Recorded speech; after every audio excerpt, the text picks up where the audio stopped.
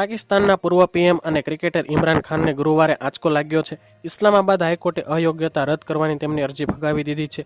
આ કારણે ઇમરાન ખાન હવે પાકિસ્તાનમાં 8 ફેબ્રુઆરીએ યોજાનારી સામાન્ય ચૂંટણી લડી શકશે નહીં.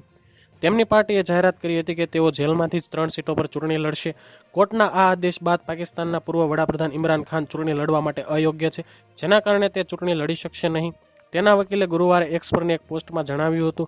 તમને જણાવી દઈએ કે પાકિસ્તાનના પૂર્વ પીએમ ઇમરાન ખાનની પાર્ટીએ જાહેરાત કરી હતી કે પાકિસ્તાનની જેલમાં રહેલા ઇમરાન ખાન ઓછામાં ઓછા 3 સીટો પરથી સામાન્ય ચૂંટણી લડશે.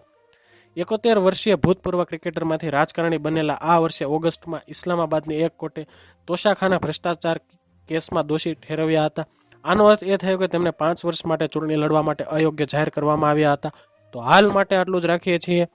જો તમને અમારા વિડીયો પસંદ આવતા હોય તો વિડીયોને લાઇક કરજો, ચેનલને સબસ્ક્રાઇબ કરી બાજુમાં આવેલો બેલ આઇકન પ્રેસ કરજો, જેથી તમને અમારા વિડીયોની નોટિફિકેશન્સ મળતી રહે.